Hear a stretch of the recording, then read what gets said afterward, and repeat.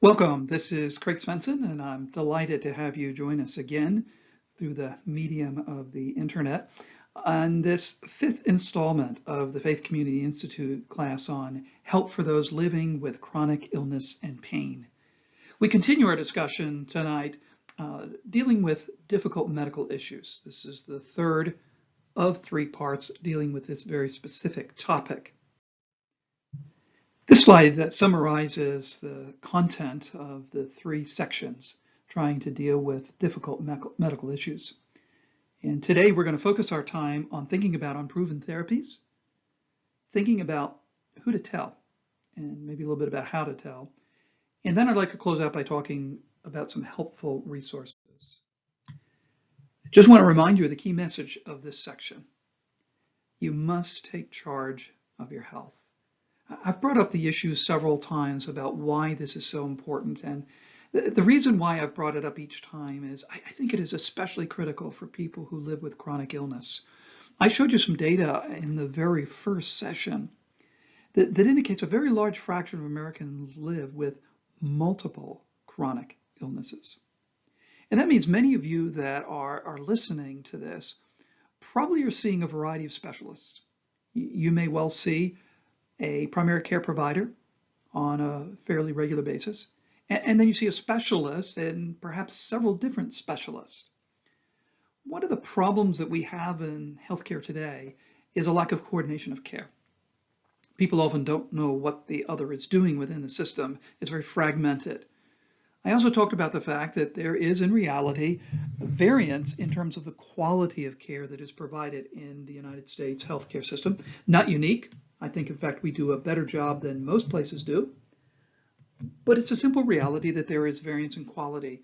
And because of those and other issues, those of us that live with chronic illnesses really need to take our health seriously and need to take a very active role in managing our health. In addition, we know things about our health and our experience that nobody else who's caring for us can really fully know. Let's face it, they see us with months of separation and for very short periods of time. We live with this illness day in and day out, and we really understand what it's doing in our body more than anyone else will. And while we may be going to specialists who are tremendous in their knowledge and their experience in dealing with a specific illness, they have an array of patients. And it's important for us to help them recognize how the disease is being manifested in us and to make sure as we have our visits that we're keeping the proper focus on what's going on in our health. The first topic that I'd like to talk about today is the issue of thinking about unproven therapies. This is a very, very big area that we need to consider. Literally tens of billions of dollars are spent every year by patients on therapies that really haven't been proven for their particular ailment, and many times have not been proven for any ailment whatsoever. And patients often face a difficult dilemma of trying to think through whether or not they should try unproven therapies. I think in thinking about this, Sir William Osler has a quote that is helpful. Sir William Osler was probably one of the most world-renowned physicians previous century, and he actually was key in founding Johns Hopkins Medical School and ultimately went on to Oxford. He said, "Medicine is a science of uncertainty and an art of probability." What did he mean by that? Well, what he was trying to say is that medicine is science-based. And he was really the first in the United States to press for science-based medical training in medicine. But he also knew that medicine described what normally happens. And there was some uncertainty in both diagnosis and the selection of therapy. And therefore, when a physician makes a diagnosis, he's talking about probability. He has to evaluate the probability of one of potential causes of the patient's symptoms or signs and identify that which has the highest probability of being the root cause. But often it can't be proven, absolutely. In fact, most of the times it can't be. Same thing in choosing a therapy. That we know that the probability is this is going to help you. But the reality is every patient is an experiment when you give them a drug, because you don't know for certain it will work in them. It may work in the overwhelming number of people that have a particular disease, but there's no drug that works all the time in everyone with a specific diagnosis. So in a sense, it's an experiment to see whether or not it's going to work in this patient. There's some uncertainty, and we must administer medications recognizing the uncertainty and therefore making an assessment of whether or not it's actually working in this patient. You know, people don't realize that many of the drugs that are approved for treatment, though they're approved to work, they may actually only work in a small fraction of patients. In fact, some drugs work less than 25% of the people. I'll give you an example. The most recent drugs that have been approved for the treatment of migraine headaches only work in about 15% of the people. Only 15% will have a reduced severity or a quicker relief compared to if they take a placebo, a sugar pill. That's a pretty small fraction of people that benefit. What that means is 85% of the people who took that drug in clinical trials did not get any benefit. It didn't help them. And we know from many, many, many examples that drugs are essentially always less effective outside of clinical trials, in other words, in normal clinical practice, than they are in clinical trials. So what this means is these drugs that have been introduced to the market, it's only going to help a very, very small fraction of the patients who take the drugs. Now, if you have migraine headaches and the drug helps, it's great. But if it doesn't, there's no sense in you staying on the therapy, right? You're going to get no benefit, but only the risk. And whether a drug has to meet a given threshold, in other words, what fraction of people have to benefit from it, really does vary based upon the ailment, how serious is it, how debilitating is it, versus what kind of adverse effects that it has, and compared to what other therapies are out there. If there are a lot of people who are suffering that we can't help, then a drug that only helps 15% of people might still be very impactful. And so the drug may still be approved. But it's important to recognize that just because a drug has been approved for the treatment of a specific disease doesn't mean it is going to work in you. What do we do? I mean, how do we think about this notion, though, of I've got a disease, suppose, and there really is nothing proven to work. I told you, for example, that there are about 7,000 rare diseases. And the overwhelming majority of them have no therapies that are approved by the FDA that have been shown to work, either to slow the disease or to treat the disease. So what do you do then? Do you just say, well, there's nothing I can do? Well, you will very quickly find there's all kinds of people who recommend things that haven't been approved for diseases for which there may already actually be approved therapies or for which there are no approved therapies. And they're out there a lot. People will recommend herbal products, dietary supplements, all kinds of things that you will find recommendations for. People will recommend procedures that haven't been proven. How do you think about that? How do you evaluate? In fact, there is a whole market out there that puts themselves forward as alternative medicine or non-conventional medicine. And what they may argue is that these therapies just aren't accepted well by the medical community. They work just as well, and this is really a better way to go, and it's safer for you, et cetera. How do you think about those kind of arguments that are made, the propositions that people come up and argue about a therapy? Well, let me say, there's really only three kinds of medical interventions. And if we talk about therapy specifically, there's only three kinds of therapies. Number one, they're interventions that have been proven to be safe and effective, and particularly for whatever the ailment is that you have. So they've gone through adequate testing, and the data is clear that in most people they're safe and they're effective. And then there are categories of drugs that there's data out there that really shows that they're neither safe nor effective. Why people would choose to use these drugs, herbal products, or whatever the case may be, whatever the intervention is. I don't know, but many people do. But there are certainly therapies out there that people use, people recommend, and yet there's sufficient data in the literature to show they either don't work or they're unsafe. And then there's a whole category of interventions where we just don't really know.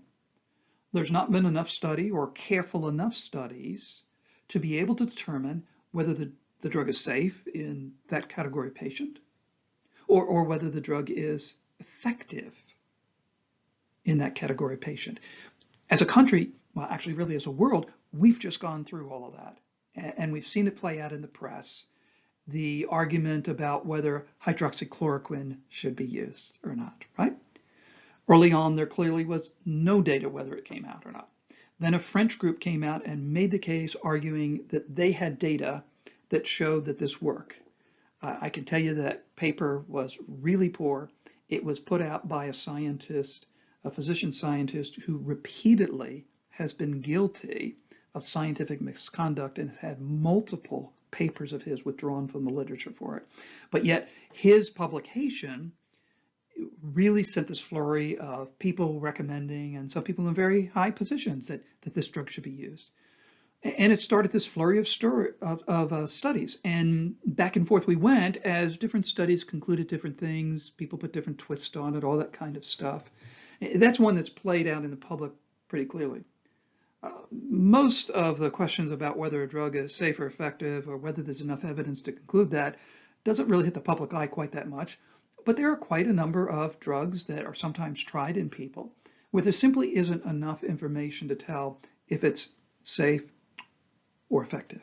So obviously, if you have an ailment, you would think that the first choice would be, let's try drugs that have been proven to be safe and effective, that they've been rigorously evaluated, and let's try them. It doesn't mean it's going to work in you.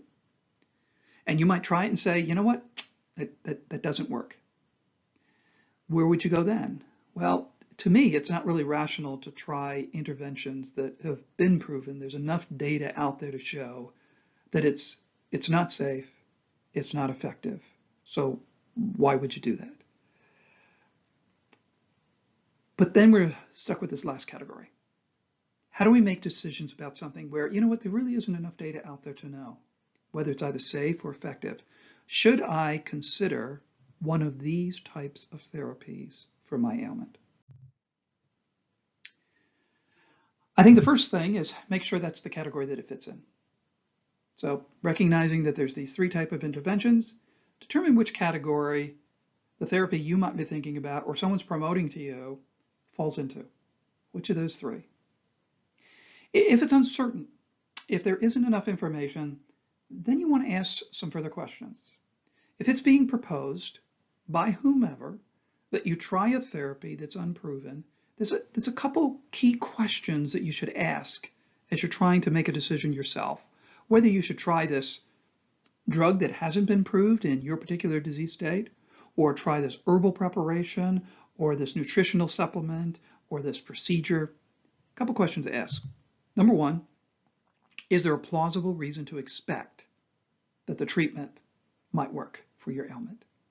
Is there any basis to believe that this is an intervention that will make a difference based on what we know about the disease, based on what we know about the particular agent that you're trying, right? I mean, you will always find people that will recommend agents for everything.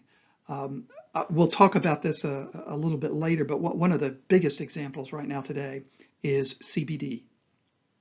It is unbelievable the wide array of things that people are recommending CBD for. I mean, people are recommending that you put it in any and every orifice in the body, that you give it to every age person for diseases that run the gamut. No basis whatsoever for those recommendations. So you really want to start and say, is there any plausible reason to think it should work? There will always be people who want to sell you something because they're trying to make money on their product. But you want to know, what's the basis for whether or not this might help my ailment? The second question you want to ask is, what's the expertise of the person making the recommendation? I mean, do they really have the kind of expertise that would help them assess this? Most patients don't have that expertise themselves. So what about the person making the recommendation? Do they have an adequate knowledge of the disease? Do they have enough expertise? Do they really have the knowledge to evaluate whether a therapy, whatever its source, would work, that I should consider following the recommendation? And then another very important element, do they have a financial interest in the product, right? There are many people who will sell you things just because they're interested in not helping you, but they're interested in making money. And so they're very glad to sell you the product. They're very glad to have you try their agent. And they will try to make as convincing a marketing case as they can. But you want to be very leery of people who are making money personally by selling products. I mean, there's a reason why many states, many years ago, passed regulations that forbade physicians from owning pharmacies, so that they would not have a conflict of interest in making money based on prescribing things. One of the things that people should be very cautious about is if they go to practitioners who sell a lot of products in their offices. Now, I don't want to say you should never do that, but you should be very cautious about it, because that means they have a very vested interest in whether or not you take that product. They have a financial interest. And that should concern you, seeing a practitioner like that. Another question that you want to ask is, what harm could it produce? And obviously, people who try to promote something for an ailment are generally going to focus just on the benefits. But you want to know, what's the risk? Could this produce harm?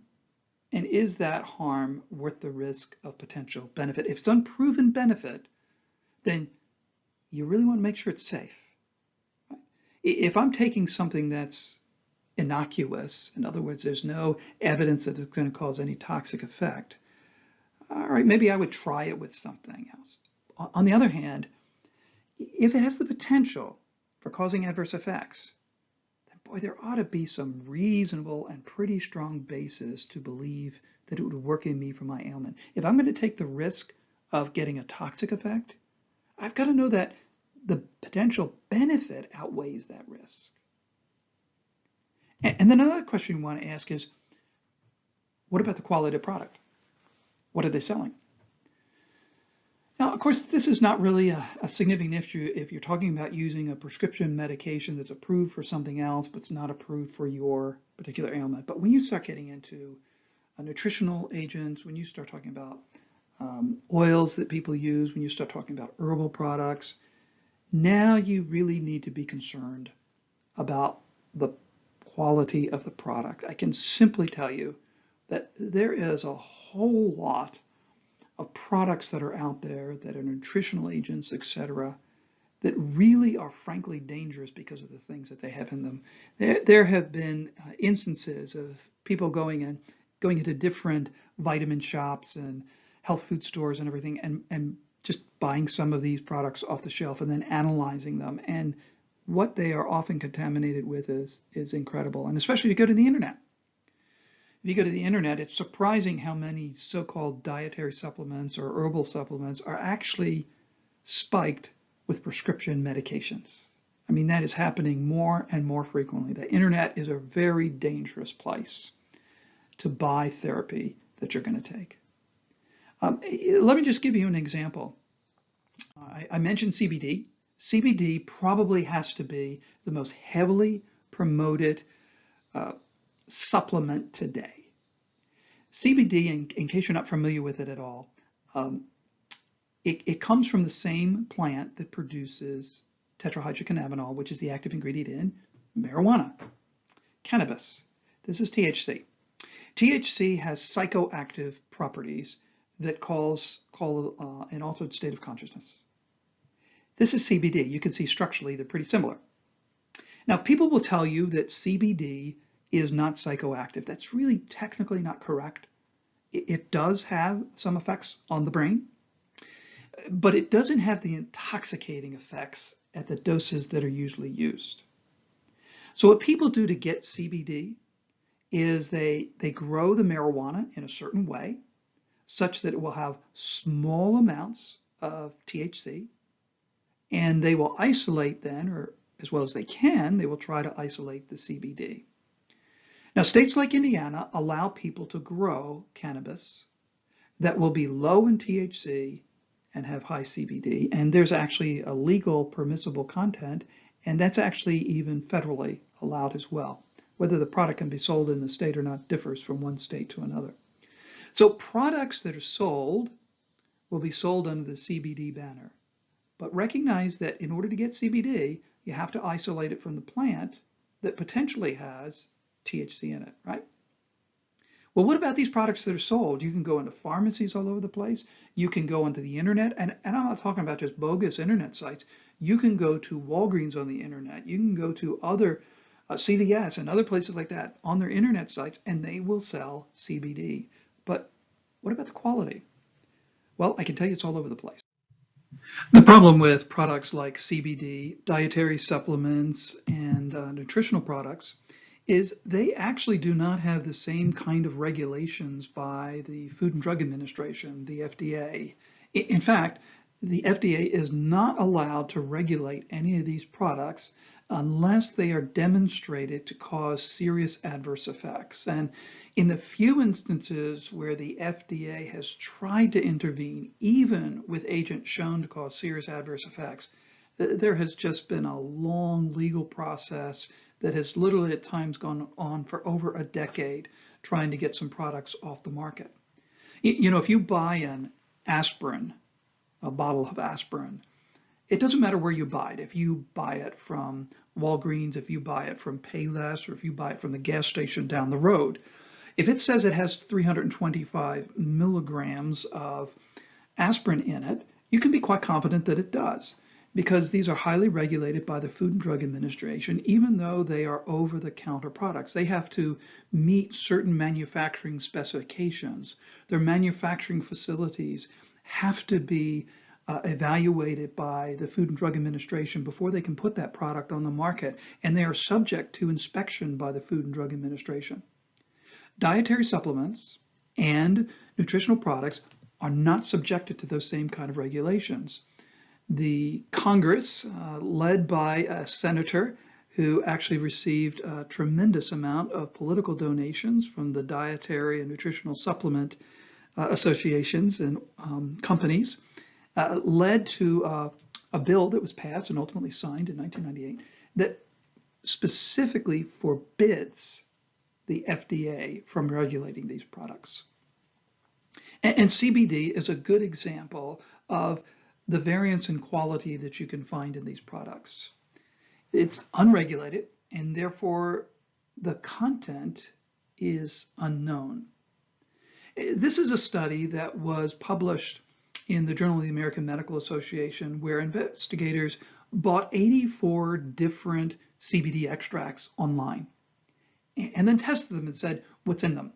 And I'm actually reproducing the table that was in the publication. And the reason I've done this rather than simplify it for you is I find that when I talk to people who use these products and you talk about quality, they just want to dismiss what you say and say, you're just exaggerating. You're just making the case sound worse than it is. Well, this is the real data that was published from 84 different products. And just to show you some of the observations they made, this in the red box is THC, or tetrahydrocannabinol. Now, you're allowed to have only a very small amount of this legally. In fact, the product's supposed to not have more than 0.3%. And what you can see here is this shows the content range from 0 to 6.43 milligrams per milliliter. What that basically means is there was a wide range in the amount of psychoactive ingredient that existed in these products when they purchased them. Even more significantly, look at the active ingredient. The most important ingredient is supposed to be there, CBD, which is cannabidiol. That's shown here. This just shows the average content. And what I really want you to see is these numbers here. This is the range of concentration in these 84 products. It ranged from 0.1 to over 600. What that means is if you lined up these 84 products, the range and concentration was 1,000-fold in these products. Now think about that, 1,000-fold. I would suggest to you that if I told you that the gas station around the corner who listed their gas octane at 84, in reality we tested it, and sometimes it's half of that, sometimes it's 25% more than that. You would probably say, well, I'm not going to put that in my car, that kind of variance in quality. And yet people are putting these products in their body. And we know the quality is all over the place. This is a fundamental challenge with people who think about using dietary supplements, nutritional supplements, related products, herbal products, that kind of stuff. They just are not subjected to the same kind of quality control, and it's very difficult to make sure that you are getting a quality product. And you have to ask yourself, does that pose a significant threat to my health? Can I depend on getting a high quality product that I can be certain will have in that product exactly what it says, at the amount that it says, each time I purchase it? Therapy. The next question that you need to ask is, what am I trying to accomplish? If you're going to go the route of an unproven therapy, it's really important that you identify specific objectives for your therapy.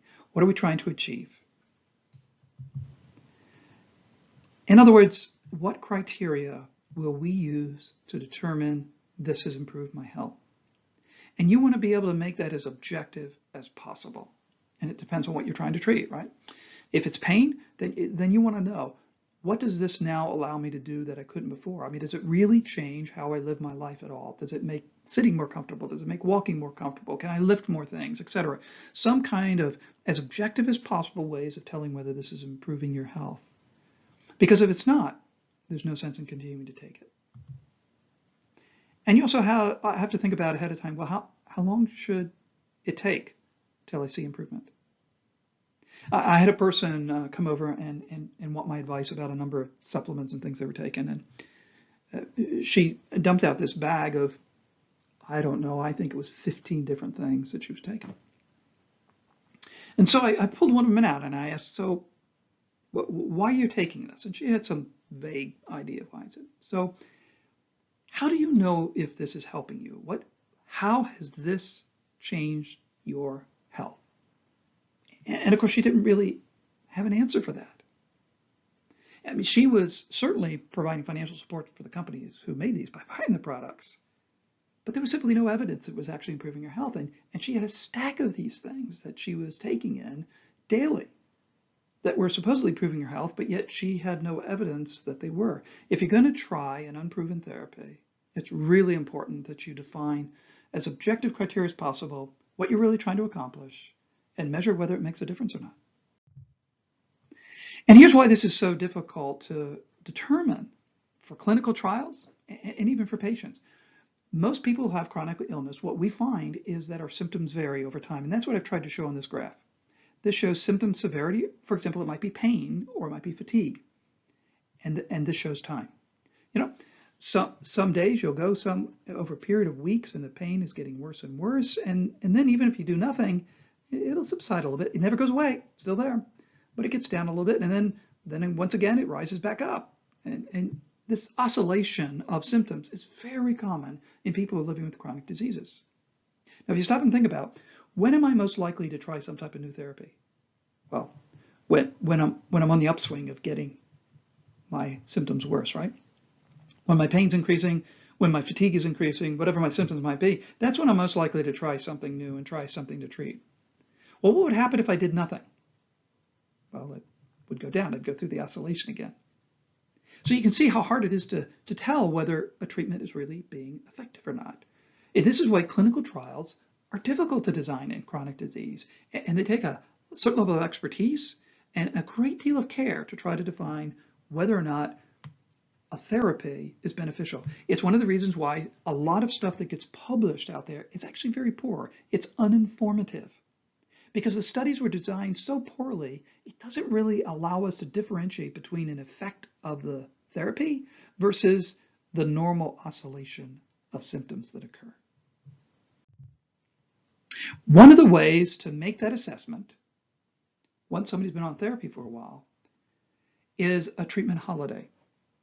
That means you stop whatever that treatment was and see what happens to the symptoms.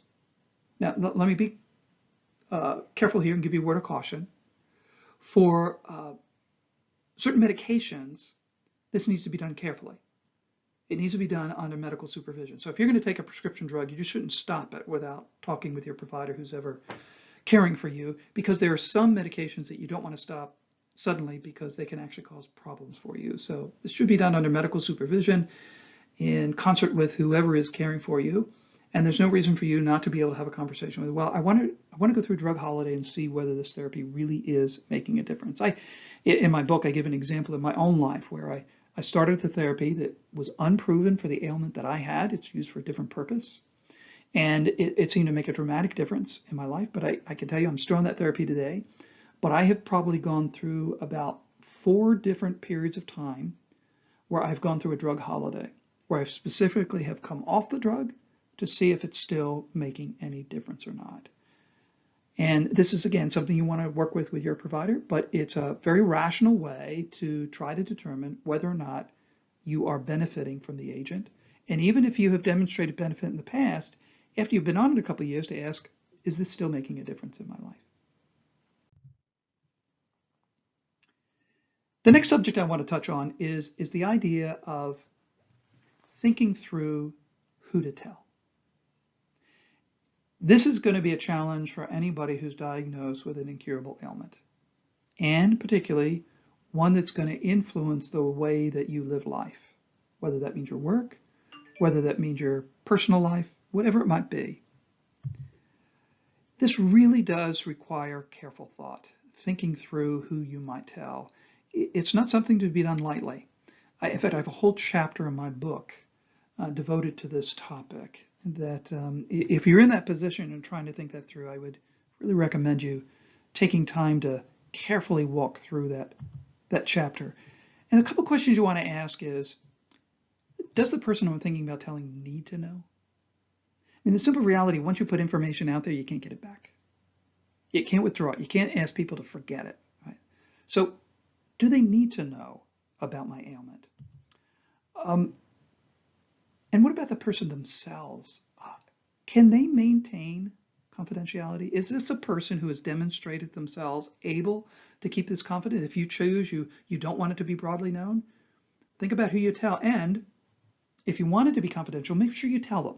Make sure you ask them, listen, I really don't want this broadly spread. I'm only telling a limited number of people. So I'd appreciate you not sharing it with anyone. It might be good if you know who else knows to tell them. So for example, when I was first diagnosed with MS, a neurologist made it real clear to me. He thought I should keep the people who know very limited. He said, the simple fact of the matter is, professionally, opportunities may shut down for you if people know you have MS. And so you really don't want this to be known more widely than it needs to. And so I really kept it to some limited family members, and then some very close friends, and actually some of our pastors. And when I would tell them, and there was usually always a reason to tell them, I would also say, listen, I'd appreciate you not telling this to anyone. The only people who know are my family and some really close friends. So then they would know it's not something they should converse with about outside of the family. The other thing to ask about when you're trying to decide whether somebody should know or not is, will their knowing help me? In other words, if they know about my ailment, is there a way that they can help me in living with it? Now, it's important to realize that this will vary over time. Who should know, who needs to know will vary over time. It may be that circumstances in your life change, or as your ailment progresses, it may become necessary for more people to know. For example, early on, it may not have any impact on how you're working. You may need no accommodations at work, and therefore early on, there may be no need for anybody at work to know that you have this ailment.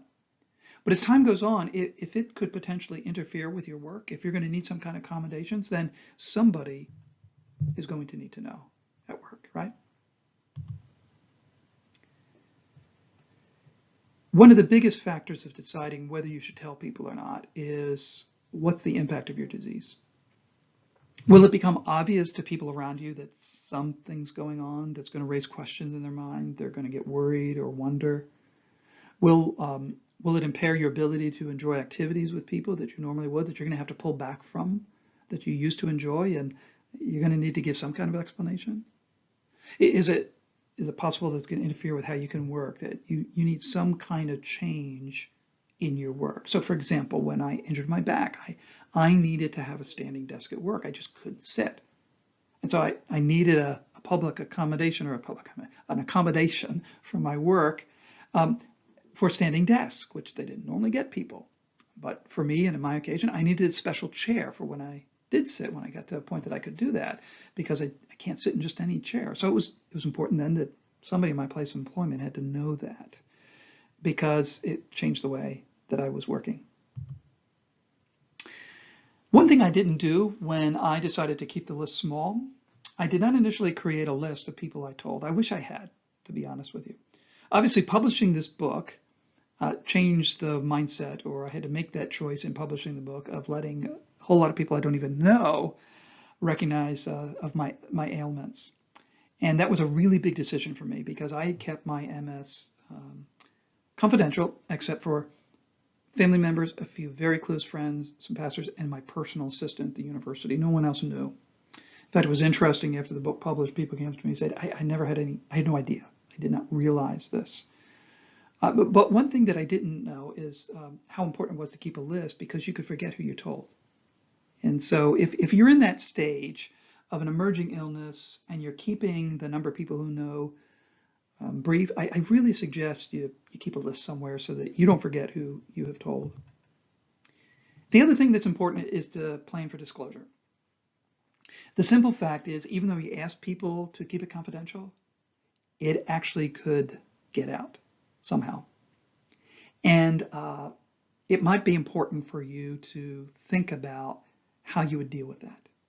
In fact, I did have one instance where that happened, where a family member revealed to someone that they shouldn't have that I had MS. And I had to move quickly, but I had already in my mind a plan for how I would deal with disclosure. I actually even had a plan in my mind. It was never necessarily activated. But so, for example, the hierarchy with which I reported to in the university didn't know I had MS. But I wouldn't want them to find out through an indirect way. And so I actually had in my mind a plan on what I would do if I felt like this was getting out and I wasn't going to be able to control it. So think about how you would deal with a disclosure where someone inadvertently reveals that you have the ailment that you've chosen not to tell other people about. This is a figure that just kind of maybe gives you a way of thinking about the circle of people and the groups of people that you have to think through whether or not you want to tell. Family is the first part of the circle, obviously. It's hard for me to imagine that you could have a spouse that you wouldn't share your ailment with. I understand there might be some very unusual circumstances that you wouldn't tell them immediately for some reason or another, but beyond that, it's hard to think that a marriage could flourish by keeping something such as a diagnosis from them. Your children might be another issue.